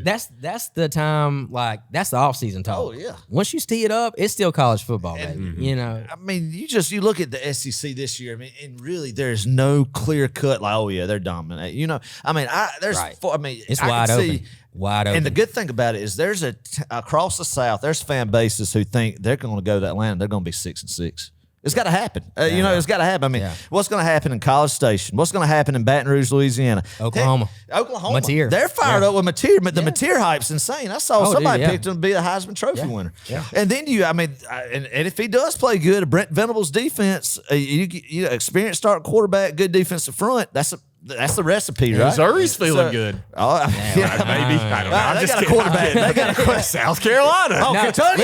listen, Listen, South Carolina I will really. say- Kentucky is not feeling good right now. South Carolina might have the best player on offense and the best player on Dylan defense Stewart, in right. the SEC. Lenore Sellers, and that's Sellers is kind of my dark horse for the Heisman because I think He's that a player, man. oh yeah, for real, dude. Like he's freaky. And South Carolina, when you watch the draft, every time it popped up on the ticker, South Carolina defensive player, South Carolina defensive player. So if you're having to get into shootouts, Sellers is going to put up stupid numbers He this is, year, man. Like if they don't have a defense that's very good, Yeah. Sellers could put up some freaky numbers because they're gonna have to be putting up some points, man. He's got a good head on his shoulders, He too. does, Yeah. dude. And I Sure mean, kid. this guy looks like a running back with the ball in his hand. He looks like a jumbo running back. I love watching them beat Clemson. Oh, I do too. That was great. But thank the Lord we do not have to go to I agree. Williams-Brice No, Stadium. I'm Williams glad. I'm Bryce. glad with that. Oh, Willie B because- at night would have yeah. been miserable this year, I especially. mean, I wouldn't feel good with them at home, really. Oh, no. But Sandstorm. they could be a dangerous team, man. Oh, they can be. But South Carolina is likely just going to South Carolina. They're going to Clemson, and they're going to lose a game they 9-3. shouldn't. Yeah. 9-3. But, I mean, They'll sniff Atlanta, but they're not going to get there. You have to respect Shane Beamer's evals and development. Yeah. over there with some of those guys. man. We make fun of him a lot. I mean, he's done a whole lot better. than I- He deserves a little bit of making fun of, but I mean, he does do that, too. But I mean, he gets them boys ready to play, man. He does. Like they love him. He So, does. And they don't lose too terrible much out of the portal. Yeah. And I mean, everybody wanted Dylan Stewart. Mm-hmm. Everybody. Like he could have got more not being at South Carolina. Yeah. So, shout out them for keeping him, but Now I'm just popping off at the head because you just reminded me of something real quick. I listened to a podcast today, that SEC podcast. It's just two random guys like me and Clark who just talk about football, and they just boomed into a podcast. But this struck me, and he said that somebody told him that Kirby really wanted Mateer. Did we ever push for Mateer? That's the first I'd heard about that. I was like, that makes – I don't believe that. It was, but I have – if anybody would know, Heath would know. no. See, that deal with quarterback in the offseason, Melendez, the quarterback from Indiana. Indiana, yep. Like we got him on campus, and he was this close away from picking Georgia. Yeah. And then the Gunner thing happened, or the Carson Beck injury happened, and things changed. So he was from Cal and went to Indiana instead of coming to us, right? Right. That's what, yeah. Right. That's right. So, and I mean, he had some ties at Indiana, but I mean, he was pretty close from coming from Georgia. Yeah. And if the Carson Beck injury didn't happen, and he thought it would be a clean slate, like him versus Gunner or whatever, then he would have probably picked Georgia. But Georgia's comfortable with Gunner, and they would have brought in somebody, but I mean, it would be somebody to back up Puglisi. That's right. And I think Puglisi needs to be ready this year, like because Gunner don't slide. Oh yeah, and he's gonna he needs to get down a little bit. Like I'm serious about that. Like, but I mean he's a gamer, so he is, man. If he stays healthy, but like you said, he's took some shots. I also all remember the Texas SEC championship, but we were just talking about there was one he took at the Orange Bowl with Florida State that was just. But yeah, if you every game he plays, if Gunner does what we think he could do, what we know he's capable of, and he's got everything in there to do it. Yeah, to me, he's 10-2. Heath, going back to that, they got him the talent. Right with you. I can't decide. I know. I hate to say, I think Tennessee, Auburn, or Florida. I can't decide between Auburn or Florida where the loss is going to be. Then I'll go with Texas as well. Georgia's going to beat Alabama this year. Georgia, I believe that too. Yep. has to beat Alabama this year. Literally, I feel and I think they will. And Sanford is going to be rocking. Texas, I think 10-2. No, they would take that. Yeah, they would take that and go to the playoffs, man. Yeah, probably host a game of Sanford. Hot. Get hot in the playoffs. That's the game. That's the name of the game now. I mean, it's turned into, with so many teams, it's turned into an NFL playoff. So if you get hot at the right time, that's right. I mean, that's what Ohio State did last year. Yeah, you know. I mean, there was two lost teams. Right. Like technically, like in years past, they're not even making the playoffs. No. Exactly. Yeah. Then they turned into one of the. I mean, just steamroll the playoffs, man. That Chip Kelly offense got stupid. It got crazy. Man, it got crazy, and I think that loss to Michigan actually helped them. Oh yeah, like it changed their whole mindset. And, man, I mean they was. Could you imagine though? I know we're talking about Big Ten now, but could you imagine what if Michigan gets Ohio State this beats year them again in the Big House? I would like to see it. Yeah, I mean, Sharon Moore would beat them 3 years in a row. That would be hilarious.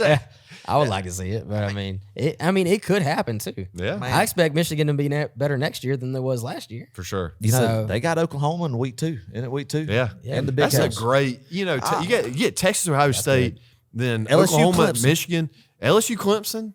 There's some really good matchups to start the year. Baylor, Auburn, that Friday night opening Friday night will be pretty interesting. Texas, Syracuse, or not Texas, Syracuse. Sorry, Tennessee, Syracuse. Or is it Tennessee? Tennessee and Syracuse, That's Georgia right. Tech and Colorado that Friday night. So opening at Lee Corso's last appearance on game day gonna be fun. Yeah, I think LSU might be a pretty dangerous team this year. Yeah, I agree. I mean, they spent a lot of money in that portal too.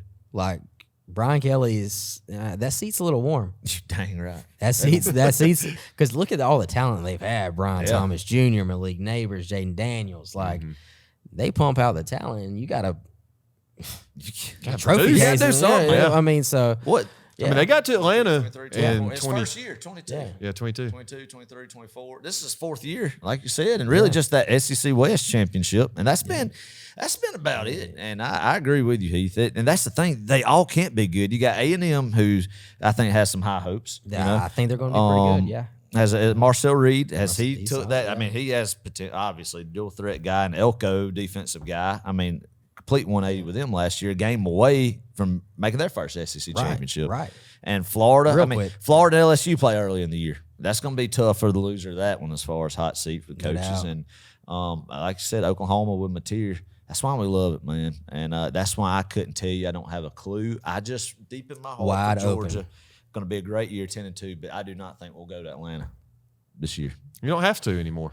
Yeah. I mean, No, that's but the thing I about just it. don't think we'll make it. I think it's a coin toss. It's I a think coin it's toss, good. yeah, you're right. I think it's a good thing that you're not hearing a whole lot of buzz out of Georgia or by the pundits about Georgia. Yeah, at at least great. preseason. It's great. Dude, you think Yeah. Kirby ain't gonna be a 7-5? You know what I'm saying? Like, you think that they ain't gonna hear all that? Oh, yeah. I think that's nothing. In which you remember back on 2021, like, I mean, there wasn't a ton of buzz. I mean, Clemson was favored in that first game. Yeah. Mm-hmm. So I mean, there wasn't that much. And then you come back the next year because teams don't win back to back.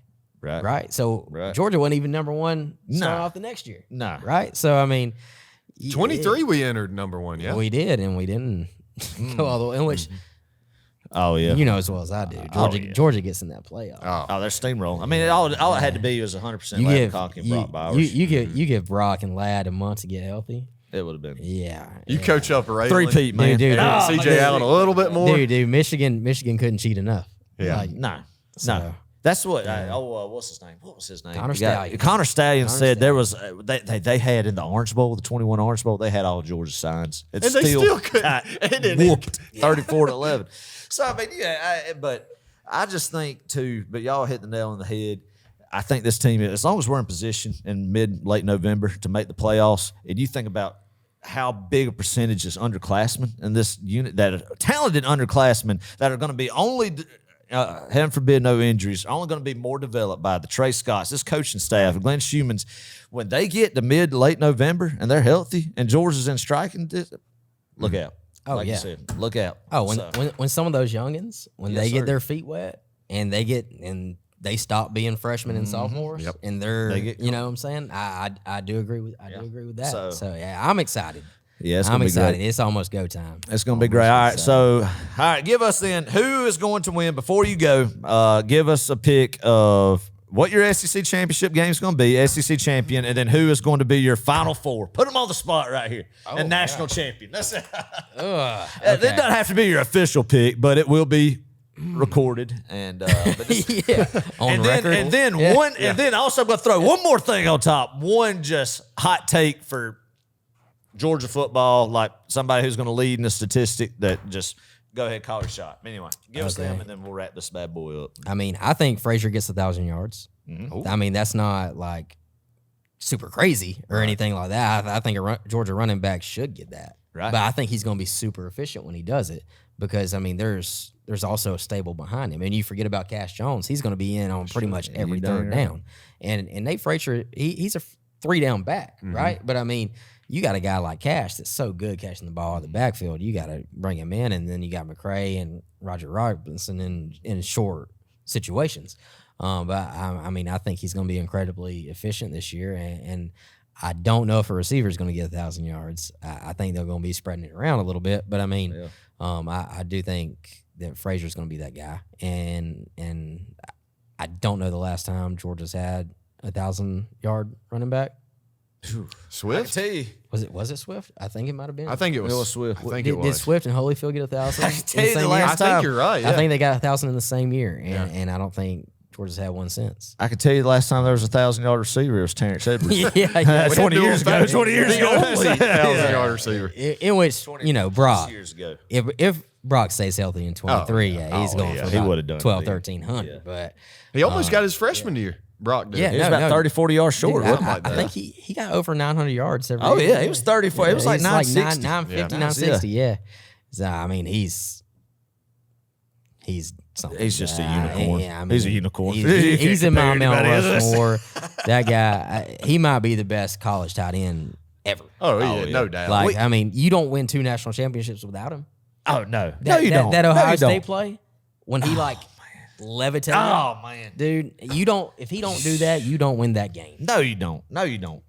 He's special plays like that. When I knew, you never thought about transferring, never listened to nothing, never took another call about it. Yeah. Nah. That guy. You knew the kid was special. I mean, obviously, leading into 21, throughout the 21 season, I knew, he's good. He's making some good plays. But when I was like, this is a unicorn, is the Georgia Tech game in Atlanta. When he split the slam. Yeah, oh, my and God. just Well, no, he did it earlier in the year. Vanderbilt. Freshman year. Freshman year at Tech. And then 22, he did the same thing against Carolina. But I'm telling you, that is when he just split the middle right down the seam and outran the whole third level. Yeah. Well, you got to think, dude, his first game, that Clemson game, he got 6 or 7 catches. Yeah. And you're like, who is this guy? And you think that he's just filling in for Darnell Washington because Darnell Washington goes down. Right. So he's out for 3 or 4 weeks. So you think he's just filling in, and you're like, man, this kid is good. And then he goes against Vanderbilt and goes off. I'm talking about him and dude. Ladd. Yeah, he has 120 yards by halftime. You're like, this guy, he kind of looks a little freaky. I know it's Vanderbilt, but this guy is a little freaky. Yeah. and then he just don't stop. Like I mean, he's special. But to go back to the SEC championship, oh man, I think Texas gets in there. I think, but I do think Texas might be a 2-loss team. But I think they might squeak in there because I think if they do beat Georgia, they'll have that trump card there. And It could be I just bragged on LSU and A&M's got a good team. Yeah. A&M almost was in there last year. So, but man, now it is could Texas. be a toss-up, This is an important question. Is Texas A&M? Is that a renewed rivalry? That's a they hate each other. No. I know that. I'm saying, promise. do they play every year? Yes. Like us in Florida do. Is it a renewed thing? I'm sure it will be. It'd have to. There's no way they're going to let them play If 2 years. Bring that back. That's what I'm saying. If it's not official now, it will be. Yeah, I mean, So they're playing in Austin. so there's a money now. tiebreaker there. They're playing in Austin. Right. They're going to play Black Friday night in Austin after we play Tech on 3:30 Yeah. Right. Yeah. in the Benz. Yeah. Yeah. So I don't know. I mean, I think LSU, if their defense is what it is, I mean, and they got the guys in the portal. Like I'm talking about some already studs on defense. So, but for whatever reason, Brian Kelly ain't had a defense yet. So I know that's your guy, but it's a great fit for MP Louisiana. But Well, I like Blake Baker. Blake Baker, the Yeah, defense no, coordinator. I at agree with LSU. that. I really like what he did at Missouri Yeah. for Drink, and I know last year had a rough time. I mean, Harold Perkins is such an interesting case study to me. It in the is, sense yeah. of are they finally going to utilize him in the right spot and leave him one? I don't know, a lot of question marks, but LSU I think will be up there too. So you as got- well. I like Texas. I like and Nelson LSU. Meyer. Texas I do like LSU. Nelson Meyer. That'd be a fun matchup. That would be. Which, like I said, you got to keep Georgia out of it, and that's easier said than done. That's right. So I mean, it could be Georgia Texas rematch just as well. But I mean, I do think Georgia seats Texas again, and I think it'll be in more of a Final Four, Final Eight scenario. okay. I love it. And so I guess, I do got Georgia winning a rematch. Nice. So I'm not saying that Kirby has Sark's number, but because Texas did play Georgia well last year. Yeah. They Yeah, did, they did. especially the second game. They did. And I mean, they gave Carson Beck hell Oh yeah, for 2 quarters before the injury. Yeah, I mean, it was rough. tough on the guy. It was. But I mean, I do think if they play twice, Georgia gets at least one.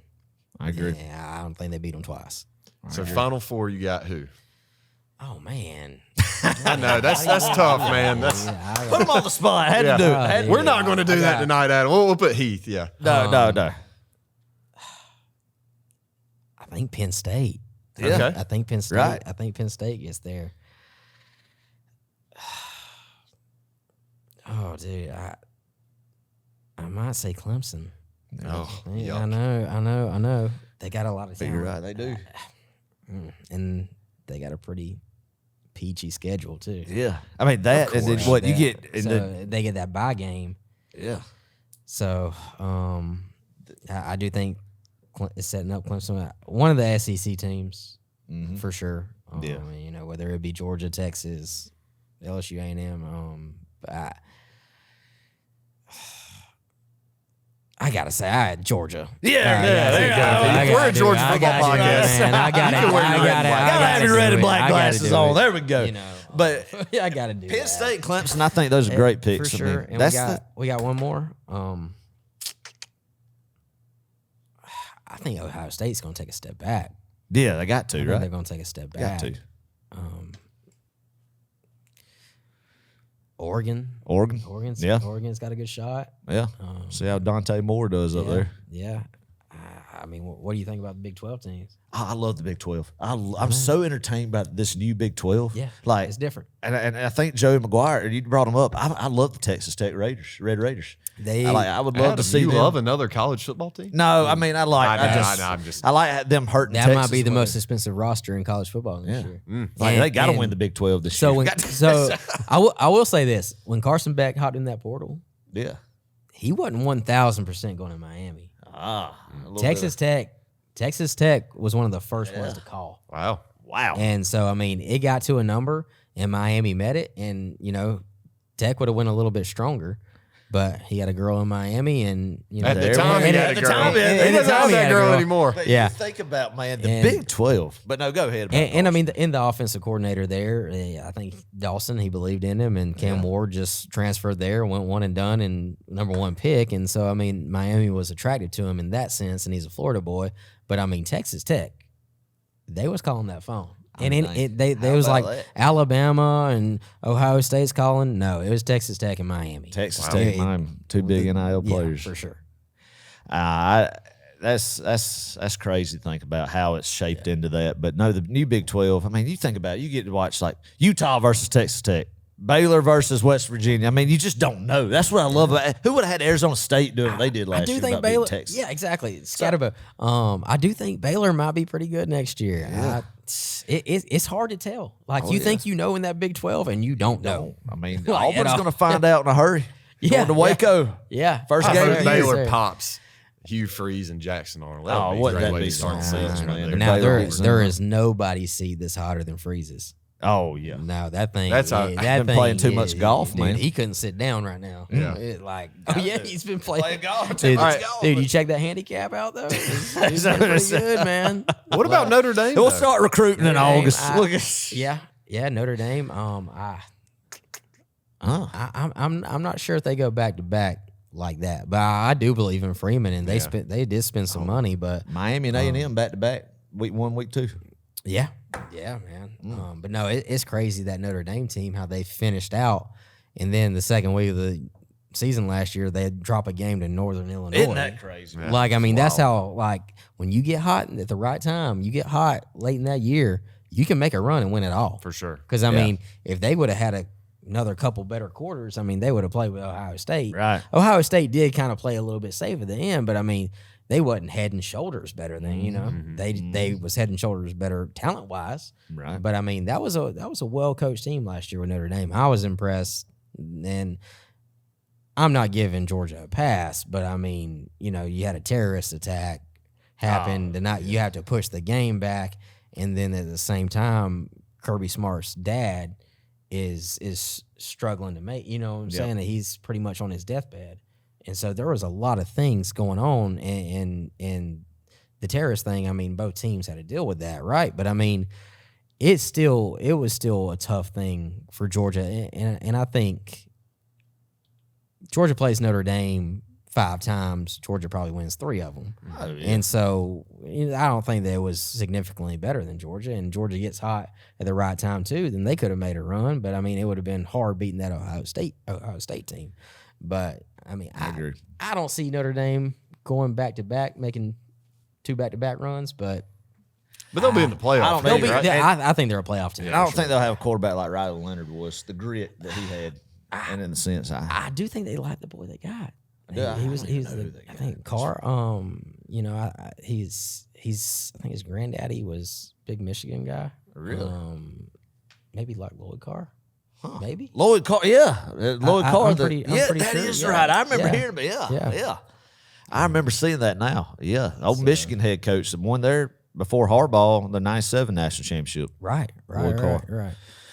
So But yeah, that going back to that Notre Dame game, that Sugar Bowl, you just hit the nail on the head with all that There's a stuff, lot of things man. I going mean, on, God, it was man. such I'm not a giving weird it- I'm not giving atmosphere. excuses, It was but- such a weird atmosphere, man. yeah. Because it stripped you of the 8:00 p.m. prime time just enthusiasm that you thought you would have at a Sugar Bowl, first inaugural 12-team playoff, all that stuff. Kirby's dad, and then as good as Gunner did in the second half and how the team responded to the SEC championship, you still lost your starting quarterback for the year that you were did. going in with second string. And did. yes, he has a few weeks to repair, but still at the end of the day, that wasn't your starting quarterback for the 2024 season. And so, I mean, yeah, but like I said, not to make excuses, they whipped our tail on both sides of the line, I felt like that night. And they just, But those is pretty solid excuses. I will say they you're are correct. very solid You know. excuses. And hopefully 1 in 1,000 type of stuff that happened. Right. So, but I love it, man. This is my favorite time of year. Is just the anticipation of college football. But we're here, like It's you that said, time. fall camp starting. that time. That's when you get practice notes and everything daily,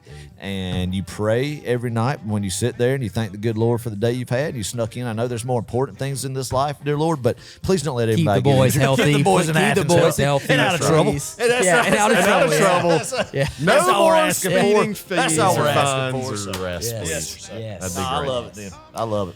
Well, Heath, man, we greatly appreciate Man, I you appreciate hopping y'all on, having me. joining Had a us. ball. Talking ball, man. Yeah, this is what it's all about. This is why we created Row 60 to Could've talk talked with all like-minded night. people. Oh man, that's the reason I drove 100 miles to get here. That's 100 miles. 100 miles. Shut up. 100 miles. That's right. So, struck out this For y'all that afternoon don't, to make it here. for y'all that don't know, I live 5 minutes away. I love it. You're a Franklin County I love boy. it. just Yeah, like we're that. And County in-laws boys. right up the road. Oh, Yeah. Heath. Yeah. Oh, what? Heath Well, is- just tell his whole life story. No, I was I'm sure all his private going to say, information. Heath is getting married here soon. Well, good. I am. Getting married here, so engaged. So congratulations. Yes. I just- Give Heath Yeah. a hand. Love that. Just got back from the bachelor party, and I'm running home. There you go. fumes. That's right. And we're keeping them out till midnight tonight. That's So right. thank you, Heath, for your sacrifice. Yeah. Love it, brother. Yes, sir. Love It's been a great time. Great Thanks for episode. having me, man. Really appreciate you, Heath. And hey, if you guys have enjoyed this one, make sure to leave us a review on Apple or Spotify. If you're watching on YouTube, make sure to subscribe. We got a lot more videos coming your way this year. You don't want to miss them. So, yeah, hit that subscribe button. I can't believe I just said that. I make fun of people that say hit that subscribe button, but do it. Ring the bell. Hit the bell. Hit the bell. notification bell. Yep. Let them know Do that we all the dropped fun one. stuff. And I know where y'all record now, and I know when y'all record. So during the season, Come on I'm in, going to brother. have You to might come just and sneak Vince. in. Come I'm on going to in. have to come Come on unannounced. Knock on the door. Knock on There the you go. door. Come on. We'll be here. We'll It'll be have a late third night. night We'll be set. here. Yes. Usually Yes, Sunday yes, sir. nights during the season, Yeah. man. Yes, But sir. All right, Adam. As always, you get to end this. I don't like Hey. ending it. I've tried it before, and it just doesn't. It falls apart, and then I just pass it over to you. So Hey. you end this one. He's really good at it. Yeah, yeah. Oh, I appreciate that, Heath, man. But no, this was a good one tonight. It's just, you could just feel it. It's Christmas time again for all of us in the Southeast who love college football. Loved this episode. It was just the boys just talking, a little recruiting, covered a little bit of everything, and we appreciate that, Heath. But hey, it's go time. When you hear this episode, you're going to be at the tail end of July. It's going to be August. August means that pads are coming on in Athens. Every day you get a practice report. That means that you get new college football information every single day till the end of January. We made it again, boys and girls. It is time to let the big dog eat. And it is game month here in just a couple days. We love y'all. Start wearing that red and black. Summer is officially over. Close down the pool right now, baby. sir. Go Dogs! Go Dogs. Ooh, ooh, ooh, ooh, ooh.